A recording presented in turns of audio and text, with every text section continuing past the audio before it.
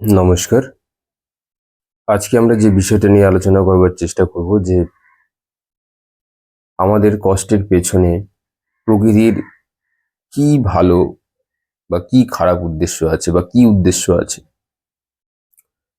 দেখো, আমাদের সাথে যাই হোক না কেন, যাই ঘটে যাক না কেন, আসলে আমাদের খারাপ বা ভালোর পেছনে প্রকৃতির অ্যাকচুয়ালি কোনো উদ্দেশ্য নেই। প্রকৃতি তো আমাদের শত্রু না যে আমাদের খারাপ চাইবে।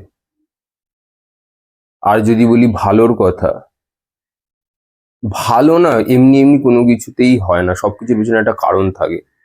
তুমি হয়তো সেই ডিজার্ভিং ক্যান্ডিডেট, তাই তোমার সাথে ভালো হচ্ছে, বা তোমার সেরকম কাজকর্মগুলো করা রয়েছে, সেই জন্য হয়তো ভালো হচ্ছে। আর যে খারাপ হচ্ছে, আজকে যেটা আমাদের প্রশ্ন, যে তোমার কষ্টের পেছনে প্রকৃতির কি উদ্দেশ্য আছে। প্রকৃতি তো আর শত্রু নয় যে আমাদেরকে ইচ্ছে করে কষ্ট দেবে,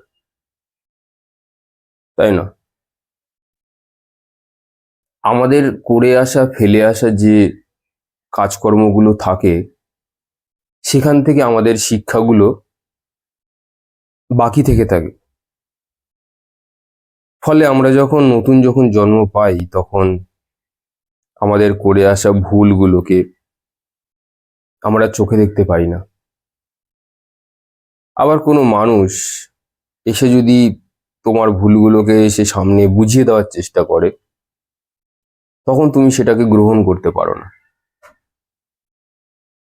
প্রকৃতি প্রথম প্রথম অনেকভাবেই বোঝানোর চেষ্টা করে যে তুমি শিখে যাও, কিন্তু আমরা সেগুলোকে করতে নারাজ, বা বলা ভালো স্বীকার করতে নারাজ থাকি। ফলে প্রকৃতি বাধ্য হয় আমাদের চারপাশের যে সিচুয়েশনস গুলো আছে, এগুলোকে পরিবর্তন করে আমাদের অন্তর মনে আঘাত করতে। কারণ আমাদের অন্তর মন যখন কাঁদবে, তখন আমরা প্রকৃতির শরণাপন্ন হব এবং ঈশ্বরের শরণাপন্ন হব। আমাদের পিঠ যখন দেয়ালে ঠেকে যাবে, ঠিক তখনই আমাদের যে আসল যে চেতনা, সেটা সেটার আবির্ভাব হবে। এবার চলো জানা যাক প্রকৃতির কি উদ্দেশ্য আছে। গত জন্মে কিছু মানুষকে বা কিছু মানুষ যেভাবে কাজ করেছিল, নিজের আত্মার জার্নির পথে প্রচুর সময় দিয়েছিল, প্রচুর লেবার দিয়েছিল, জ্ঞান অর্জন করেছিল গত জন্মে।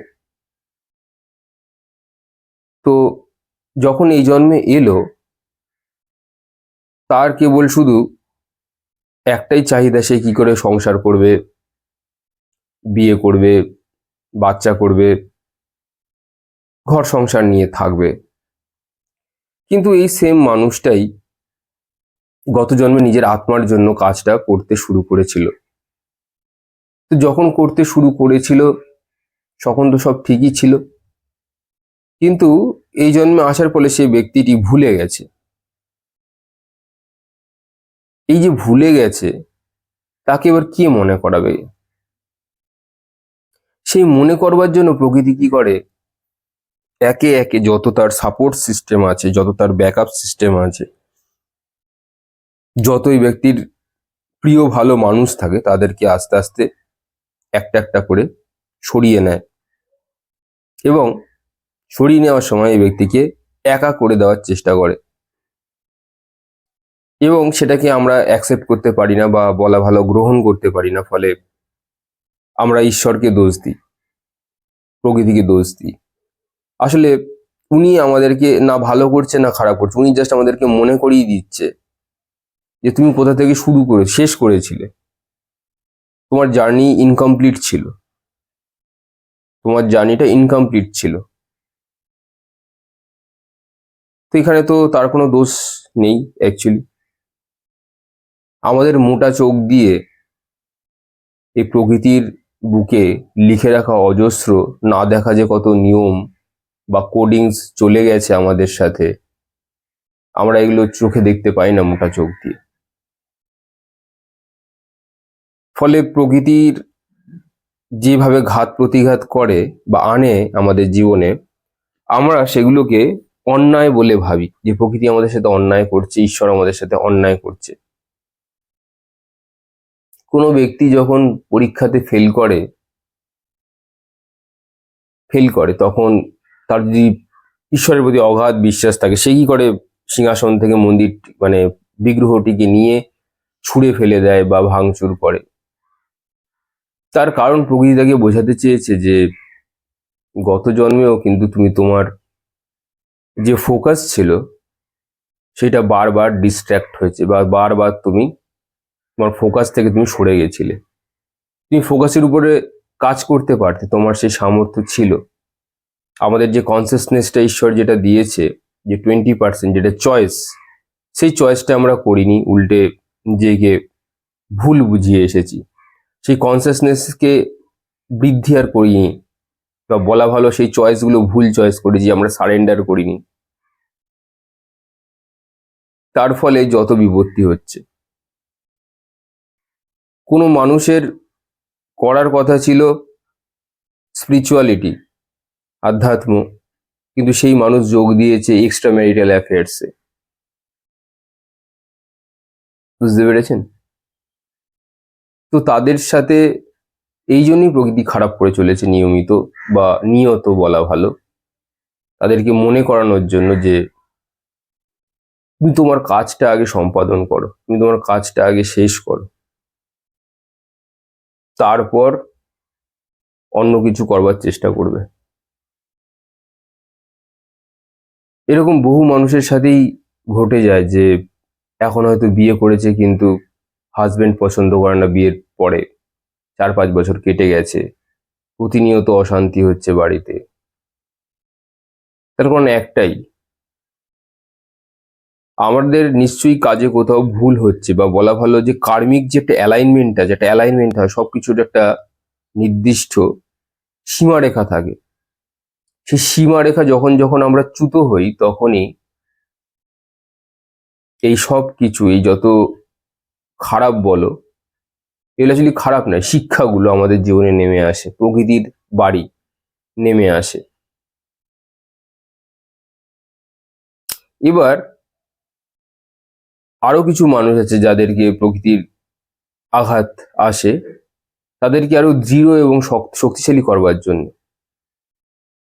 আমরা যতদিন না পর্যন্ত জীবনে এই ভয়, হিংসে, মান অপমান, এগুলোকে যতক্ষণ না সরাতে পারছি, ততদিন আমরা ঈশ্বরের কাছে সারেন্ডার করতে পারবো না।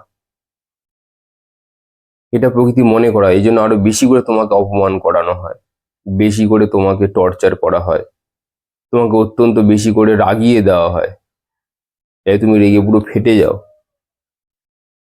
তোমার ইমোশনাল স্ট্রাকচারকে ইমব্যালেন্স করে দেওয়া হয়, যাতে তুমি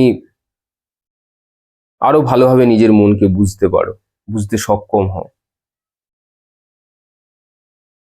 তোমাকে সমস্ত বন্ধু বান্ধবদের থেকে আলাদা করে দেওয়া হয়, যদি তুমি একলা থেকে নিজেকে আগে বুঝতে পারো। কোনো কাজ হয়তো 5 বছর পরে গিয়ে তুমি বুঝতে পারবে, হ্যাঁ যা হয়েছে আমার সাথে ভালোই হয়েছে।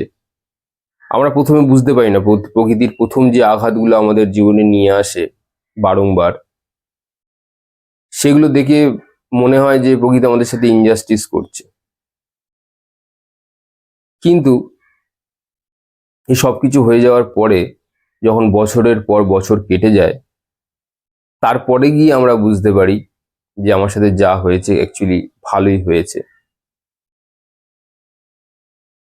অনেক সময় দেখা যায় যে নিজের পরিবারের লোকরাই আমাদেরকে পছন্দ করে না, বা আমাদের সাথে কোম্পানি দিতে চায় না, বা আমাদের প্রেজেন্সকে অস্বীকার করে। তার মানে এখানে প্রকৃতি তোমাকে ডিট্যাচমেন্ট দিতে চাইছে, বৈরাগ্য দিতে চাইছে নিজের ফ্যামিলির থেকে। গত জন্মে তুমি তোমার ফ্যামিলির পেছনে অনেক সময় নষ্ট করে এসেছো, প্রচুর সময় তুমি নষ্ট করে এসেছো, বলা ভালো ফ্যামিলিকে প্রচুর তুমি সময় দিয়ে এসেছো, ফলে তুমি নিজেকে আর দেখতে পাওনি। ঈশ্বর কি তা তুমি জানতে পারোনি।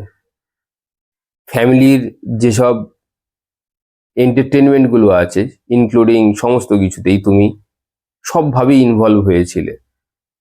তো জন্মের পর জন্ম যদি একই ইতিহাস লিখতে থাকো, তাহলে আর নিজেকে কবে দেখবে? কোনো মানুষের বিয়ে হচ্ছে না, হতে পারে সেই মানুষটি জন্মের পর জন্ম যতগুলো জন্মেছে, যতবার জন্মেছিল, সে বহুবার বিয়ে করেছে, ঠকেছে, আবার সে বিয়ে করছে এই জন্মে, এসে আবার ঠকছে। প্রকৃতি এটাই বোঝাতে চাইছে তার প্রারব্ধ অনুযায়ী যে বাবা তুমি বহুবার এই বিয়ে নামক খেলাতে অংশগ্রহণ করেছো, আজকে তুমি ভুলে গেছো, কিন্তু তুমি বহুবার তুমি এই প্রতিযোগিতায় মেতে উঠেছিলে। আজকে সময় হয়েছে তুমি এই প্রতিযোগিতা থেকে একটুখানি অব্যাহতি নাও, একটু বিশ্রাম নাও। আর একটা যদি উদাহরণ দিই, দেখতে হবে কোনো মানুষ প্রচন্ড পরিশ্রম করে কাজের জন্য, প্রচন্ড, কিন্তু সফলতা পায় না। দেখেছো এরকম অনেক মানুষকে। এই ব্যক্তি সমস্তটা জন্ম, যতগুলো জন্ম হয়েছে, প্রচুর চেষ্টা করেছে শুধু কাজ করে যাওয়ার। কাজ মানে কি? শুধু পয়সা রোজগার করবার করে, পয়সা রোজগার হবে, শুধু সেই কাজটুকু করে যাওয়ার। প্রকৃতি বলছে এবার যে কোনোদিনও নিজের প্যাশনকে একটু ফলো করে দেখো। হয়তো সেখানে হয়তো পয়সা নেই, কিন্তু সেটাকে অ্যাটলিস্ট করে দেখো। হতে পারে ওটাই তোমার ভবিষ্যতে উন্নতি করবার একটা অনন্য চাবিকাঠি। সেটাকে প্রকৃতি একটু ফলো করতে বলছে। সবসময় পয়সা দিলেই তবে কাজ করবে, এই যে লোভ, এই মানসিকতা থেকে বেরিয়ে আসতে বলছে। প্রকৃতি আসলে বারংবার আমাদের যে সাইকোলজিক্যাল স্ট্রাকচার আছে, সেটাকে নতুন করে সাজাতে চায়। প্রকৃতি কোনোভাবেই চায় না যা তুমি গত জন্মে করে এসেছো সেই ইতিহাস তুমি বারংবার রিপিট করো। একই ইতিহাস যদি তুমি বারবার করে রিপিট করতে থাকো, ভেবে দেখো তুমি তাহলে কি শিখলে। ভেবে দেখো, যদি একই কাজ তুমি জন্মের পর জন্ম করে আসছো, তুমি বিয়ে বিয়ে হয়তো জন্মের পর জন্ম ধরে করে আসছো, তো এই জন্মে নিশ্চয়ই একটু নতুন কিছু করো। বিয়ে যদি হওয়ার হয়, সেটা এমনিই হয়ে যাবে। ওটার জন্য চেষ্টা করতে হয় না। যে লোকে বলে যে বিয়ে করছিস না কেন, বিয়েটা কোনো করার জিনিস নয়, যার আছে ওটা এমনিই হয়ে যাবে। তোমার ভাগ্যে যদি 2 টাকা লেখা থাকে, সেটা কেউ কোনোদিনও তোমার কাছ থেকে ছিনিয়ে নিতে পারবে না। একদিক থেকে নিলে আরেক দিক থেকে ঠিক সেটা পূর্ণ হয়ে যাবে। একদিক থেকে যদি কেউ টেনে নিয়ে নেয়, অন্য দিক থেকে সেটা ঠিক পূর্ণ হয়ে যাবে। তো এই যে চেষ্টা করা, চেষ্টা করেও সফলতা না পাওয়া, প্রকৃতি এটাই বোঝাতে চাইছে তুই আর চেষ্টা করিস না, এবার একটু বিশ্রাম নে। তুই তো চেষ্টা করেছিস, একবার চেষ্টা করিসনি, 3বার চেষ্টা করিসনি, 10বার 12বার ধরে চেষ্টা করেছিস, তাও হয়নি। এবার বোঝ যে আমি কি বোঝাতে চাইছি। আমার ভাষাকে বোঝার চেষ্টা কর, নিজের অন্তরাত্মাকে শোন, দেখ কি বলতে চাইছি। জানেন, আমরা যখন ঠিক বা ভুল কোনো কাজকর্মগুলো করি, আমাদের ভেতর থেকে কিন্তু অন্তরাত্মার কিন্তু একটা আওয়াজ আসে যে তুই যে কাজটা করছিস সেটা কিন্তু ঠিক নয়। কিন্তু আমরা আমাদের মনকে ভুল বুঝিয়ে ফেলি। তো এই ভুল বোঝানোর চক্করে যে গোটা জিনিসটাই একসময় এসে আমাদের হাত থেকে বেরিয়ে যায়, বলা ভালো খারাপ হয়ে যায়, তখন সেই ভুলগুলোকে শোধরানোর মতন সময় বা ক্ষমতা বা বলা ভালো হাতের বাইরে চলে যায়। হাতে তো অ্যাকচুয়ালি কিছুই থাকে না, খালি হাতে এসেছি, খালি হাতেই চলে যেতে হবে। কিন্তু ওই যে কনসিয়াস মাইন্ডের যে চয়েস, যে বল দুটো আসে আমাদের দিকে, সেই চয়েস দুটো মধ্যে আমরা ভুল করে ফেলি, নিজেকে আমরা ভুল বোঝাই। কিন্তু তার ভুল বোঝানোর আগে সবার মধ্যে একটা অন্তরাত্মা রয়েছে। সেই আত্মা একবার দুবার কিন্তু নক করে আমাদেরকে, যে কাজটা করিস না, কাজটা হয়তো তোর ক্ষেত্রে ঠিক নয়, অন্যদের ক্ষেত্রে ঠিক, মানে তোর ক্ষেত্রেও ঠিক এ কথা নয়। বেরিয়ে আয় লোক দেখানোর চক্কর থেকে, নতুন কিছু শুরু কর, যা ভবিষ্যতের অন্যতম চাবিকাঠি হতে পারে।